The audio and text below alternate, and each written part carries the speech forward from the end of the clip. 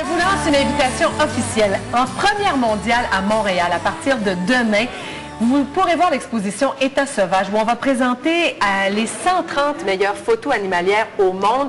C'est regroupé sous un même toit, ça se fait en face du Centre Bell. Vous allez pouvoir évidemment voir des photos de National Geographic, tout le monde connaît un peu ce magazine, et surtout des photos de notre invité, Vincent Munier, photographe animalier. Bonjour Vincent. Bonjour, bonjour. Très contente de vous recevoir, de te recevoir à Salut Bonjour ce matin. Eh ben, moi aussi, ravi d'être ici à Montréal. Il faut dire que Vincent, il est très reconnu dans son milieu, honoré, récompensé 3 fois, entre autres. C'est vous qui le dites, hein? Oui, mais je tiens à l'établir tout de suite parce qu'on parle rarement de photographie. Rarement de ça. Photographie animalière encore plus. Pourquoi c'est ce qui vous intéresse? C'est vrai que c'est très spécialisé, mais depuis que je suis tout gamin, depuis l'âge de 12-13 ans, mon père m'a emmené dans la forêt pour observer les animaux et une fois il m'a laissé son téléobjectif dans les mains et j'ai fait une photo et ça a été comme un déclic et après j'étais complètement passionné par le fait de pouvoir un peu fixer comme un mirage, comme quelque chose de magique que j'ai pu voir, comme si c'était irréel et là je peux le figer avec la photo, donc je trouve ça génial. C'était quoi la première photo? C'était un petit chevreuil tout simplement, un petit cerf dans la forêt derrière chez moi dans les Vosges. Les Vosges c'est les vieilles montagnes de France, voilà. Et c'est pas ton frère qui devait au départ s'en aller plutôt en photo? Exact. Mes parents l'ont appelé Sylvain, donc Sylve comme la forêt. Et mon frère, non, lui est parti plus sur l'eau, lui c'est un passionné de kayak, il s'occupe de canoë. Et moi j'ai vraiment pris plutôt le chemin de l'observation des animaux et de la photographie. Et la photo qui t'aura aussi un peu éloigné du parcours scolaire, je pense. Exactement, j'étais tellement passionné par ça que je ne pensais, j'étais omnibulé, obsédé par l'image.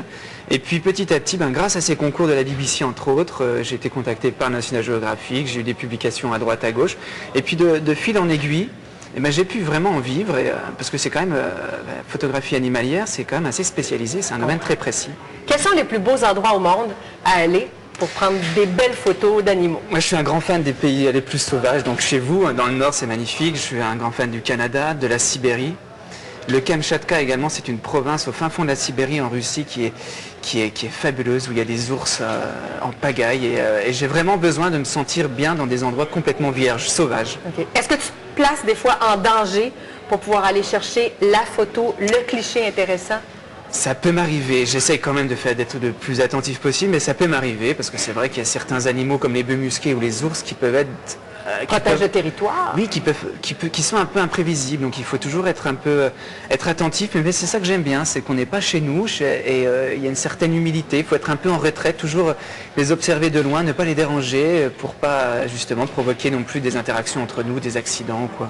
Qu'est-ce qui va te faire dire, Vincent, que c'est une bonne photo? Là, tu as une bonne photo. C'est rare, je suis tout le temps insatisfait, mais la belle photo, j'aurais envie de dire que c'est celle qui va me permettre de transmettre l'émotion que j'ai pu vivre sur le terrain. Parce que j'ai toujours il y a des moments très forts quand il y a des face-à-face avec des animaux aussi incroyables que des ours ou des loups. Et ça, j'ai envie, par le biais de l'image, de transmettre cette émotion, comme par cette exposition, par exemple. Donc ça, c'est un gros challenge. Et si j'y arrive, je me dis que la photo est réussie. Quelles photos sont présentées dans cette exposition? Est-ce qu'il y a un thème qui a été choisi pour toi? Alors c'est le blanc, là c'est André Cornelier, donc un photographe de Montréal qui est connu, qui a fait un travail remarquable, parce que moi j'étais la semaine dernière en Finlande à l'affût aux ours, je débarque ici un peu avec mes bagages, je vois mes photos mises en valeur d'une manière incroyable. Elles sont super suspendues, grandes, dans une ambiance, il y a une très belle scénographie, une ambiance assez sombre, il y a du sable, un peu de neige, je les ai recréé vraiment un très beau milieu. Donc moi je suis assez fier et flatté qu'il ait pu mettre mes images en valeur de cette manière. Il y a quelques temps, tu as présenté un livre, White Nature, et il y a des photos prises au Québec. Qu'est-ce que tu as photographié chez nous? Chez vous, vous avez l'Arfand des Neiges, c'était un rêve de gosse de pouvoir croiser le regard de l'Arfand des Neiges. Et je les ai faits il y a 2 ans, un peu plus haut, là sur Québec, le long du fleuve Saint-Laurent. Et là, vous avez en hiver des migrations de chouettes arfands, c'est fabuleux, on peut les voir, c'est extraordinaire. Pourquoi le blanc? Pourquoi cette attirance dans ce livre-là, entre autres, pour tout ce qui est hivernal, glaciaire?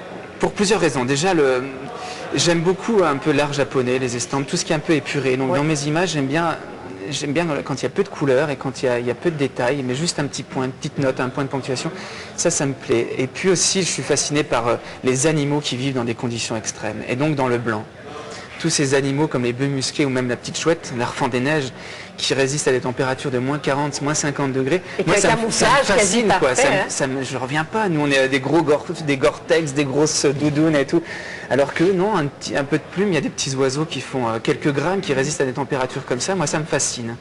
Donc j'avais envie de les photographier et d'aller un peu de leur rendre un hommage, quoi, de montrer qu'ils ont un mérite fou de résister à des températures pareilles. J'allais dire, je sens bien cette fascination pour le monde animal.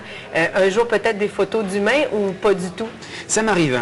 Ouais. Dans mon dernier livre sur le Kamchatka, j'ai vécu avec les Évennes, un peuple nomade qui suivent des rennes. Et c'était une expérience très, très forte des gens qui vivent en totale adéquation avec la nature, avec un respect vraiment très profond.